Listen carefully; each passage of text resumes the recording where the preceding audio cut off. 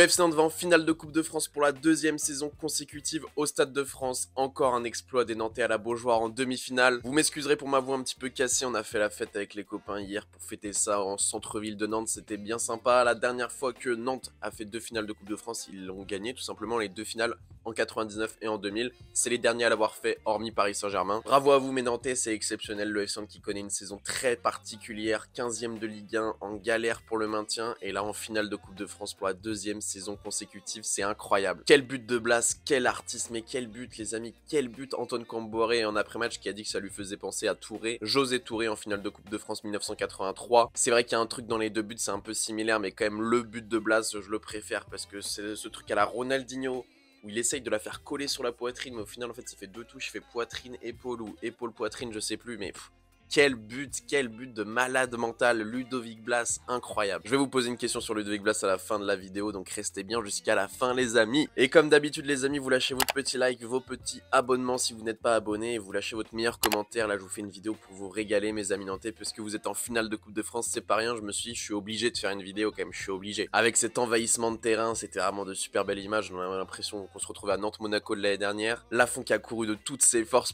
pour esquiver les supporters, ça c'était marrant aussi. Moi j'étais au match les amis, mais j'étais au match que en première mi-temps. Je travaillais au stade surtout en première mi-temps. En deuxième mi-temps, j'aurais pu rester, mais j'aurais pas été dans le stade, j'aurais été devant le stade. Donc j'ai préféré rentrer chez moi et regarder le match tranquillement chez les copains. Mais quel match, quel but de Blas, quel envahissement de terrain, quelle communion entre les joueurs et les supporters, incroyable. Le seul défaut forcément c'est Kita qui a toujours mis des petits taquets même en conférence de presse d'après-match, qui sous-entend que les ultras sont des imbéciles puisqu'il a dit oui il y a des personnes qui me mettent des bâtons dans les roues, même si ce sont des imbéciles, quelque chose comme ça. Voilà, Valdemar Kita ne va pas gâcher la fête. Il a aussi répondu à une question d'un journaliste qui a dit « Que pensez-vous du fait que Camboré arrive à vous emmener deux fois en finale de Coupe de France ?» Il a dit attention à ne pas personnifier la victoire, c'est surtout la direction qui choisit qui sont les coachs et les joueurs. Côté composition d'équipe dans ce match les amis, j'étais pas si loin dans mon avant-match qu'on avait fait là. Rémi Descamps qui a commencé mais qui s'est blessé à la 35e, Lafont qui est rentré, Jo, Victor, Palois, Castelletto, Santonze, Giroto, Sissoko, Mutusami, Ganago, Mohamed et Ludovic Blas. Côté lyonnais, Anthony Lopez, Diomandé, Lovren, Loukeba, Tagliafico, Mendes, Tolisso, Koumbedi, Cherki, Lacazette et Barcola. Franchement, j'avais pratiquement tout bon sur les compositions, donc ça régale. Maintenant, je vais vous dire mes tops et mes flops de ce FC Nantes Olympique Lyonnais. Les Nantais qui retournent en finale de Coupe de France, qui vont affronter soit Toulouse, soit Annecy. Le match a lieu ce soir au moment où je tourne la vidéo. Pour moi, en top, forcément, tu mets Ludovic Blas déjà pour son but. J'ai 4 tops, j'ai 3 flops. Vous allez me dire si vous êtes d'accord dans les commentaires. Premier top, comme je vous l'ai dit, forcément Ludovic Blas pour ce but magique. Vraiment, ce but, plus je le revois, plus je me dis, putain, il est incroyable. Je l'ai vu à la télé, mais qu'est-ce que ça doit être vu du stade, incroyable. Si seulement ça avait été en première mi-temps, j'aurais pu le voir en direct du stade, ça aurait été beau. Donc forcément, Ludovic Blas, je le mets en top. Il porte le FC Nantes et on sait que quand Ludovic Blas est dans un grand soir, certes, il est un petit peu irrégulier, etc. Mais quand il est dans un grand soir, ça peut changer un match. Maintenant, j'ai une question pour vous, mes amis. Est-ce que Ludovic Blas mérite d'être en équipe de France ? C'est un petit peu l'actualité du moment. C'est un sujet délicat parce qu'il y a énormément de concurrence. Ludovic Blas, il arrive à ses 25 ans, il joue au FC Nantes. Moi, je pense qu'il mériterait l'équipe de France à partir du moment où il va signer dans un plus grand club cet été, par exemple. Un Séville, quelque chose comme ça, un Betis Séville. Et qui va prouver tout simplement qu'il a le niveau pour le plus haut niveau et de façon régulière, pas de façon comme ça, comme avec le FC Nantes. Par moment, j'aimerais bien le voir régulier sur plusieurs matchs et montrer qu'il a vraiment l'étoffe d'un très bon attaquant ou d'un très bon milieu offensif. Deuxième top, je l'avais critiqué en avant-match, mes amis, c'est Nicolas Palois. Je vous ai dit en ce moment, Nicolas Palois, il est pas bon. Peut-être qu'il faudrait le mettre remplaçant, mais en même temps, je le mettrais titulaire pour le côté leadership, etc. Et il a fait un match de patron. Nicolas Palois, très très bon match, excellent. Même à la fin, il s'est permis de dribbler 2-3 joueurs. Non, franchement, match de patron de Nicolas Palois. Et en plus, à la fin, la communion avec les supporters. Je pense qu'il y a au moins 500 supporters qui sont venus lui faire un bisou sur le crâne.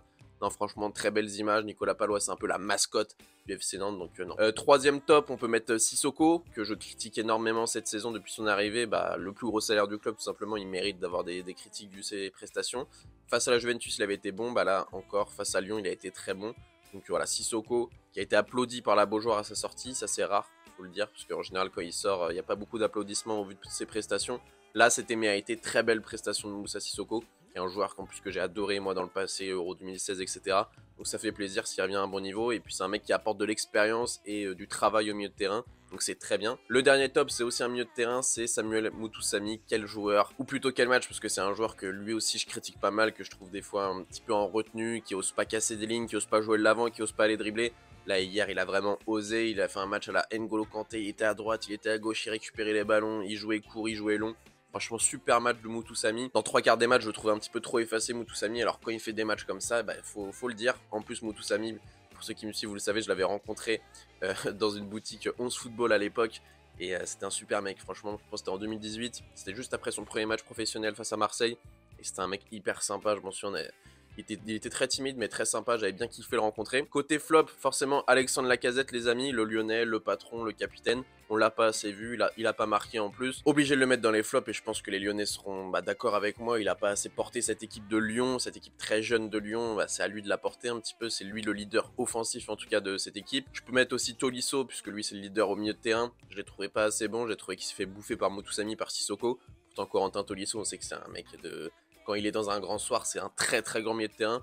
Malheureusement, pareil, trop d'irrégularité, pardon, là, j'ai bégayé, trop d'irrégularité du coup pour Corentin Tolisso. Troisième flop du coup, qui est un Lyonnais aussi, c'est Tagliafico, que je trouve fautif tout simplement sur le but de Blache. Je trouve qu'il est pas assez au marquage, il est trop loin, non, c'est pas possible, tu dois être plus près de ton mec, tu dois venir le gêner tout simplement.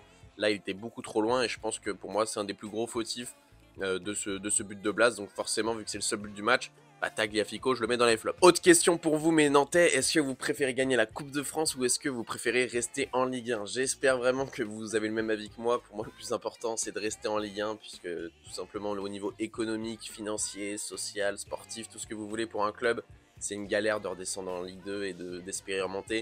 Et je pense que vous le savez très bien, les Nantais, vous étiez en Ligue 2 il y a 10 ans, donc vous savez très bien de quoi je parle. Je pense que si on dit à tous les Nantais aujourd'hui, vous gagnez la Coupe de France, vous allez en Ligue 2 ou alors vous restez en Ligue 1 et vous gagnez pas la Coupe de France, je pense que vous êtes 99% à être du même avis que moi, à ne pas gagner la Coupe de France et à rester en Ligue 1. Maintenant, moi, ce que je vous souhaite, mes amis nantais, c'est de rester en Ligue 1 et de gagner la Coupe de France 2 saisons d'affilée. Ça serait exceptionnel, franchement, ça serait un exploit de dingue, surtout pour un FC Nantes qui est en galère cette saison, avec un Cambouré en plus en ce moment qui est dans une petite... on essaye un peu de lui faire mal à son dos, à dire que ouais, il fait pas jouer les joueurs qui font le ramadan, etc. Franchement, la meilleure réponse, c'est sur le terrain. Vous êtes en finale de Coupe de France. On peut rien dire sur Camboiré. Félicitations à lui. Par contre, de l'autre côté, on voit qu'il y avait Barça, Real. On voit Karim Benzema qui fait le ramadan, qui met un triplé. Donc voilà, il y a des choses un petit peu bizarres dans le monde du football. Voilà les amis, j'espère que vous avez kiffé cette vidéo. Voilà, c'est une vidéo un petit peu improvisée, là, lendemain de soirée, lendemain de fête, lendemain de qualification en finale de Coupe de France. Voilà, j'espère que vous avez kiffé. Si vous avez kiffé, tranquillement, vous mettez votre like. Vous me dites votre commentaire, ce que vous avez pensé de la vidéo, du match, etc. Et puis vous vous abonnez les amis, c'est très important de s'abonner. C'était BR10 les amis, bonne matinée, bonne journée, bonne soirée, bonne nuit. Peace.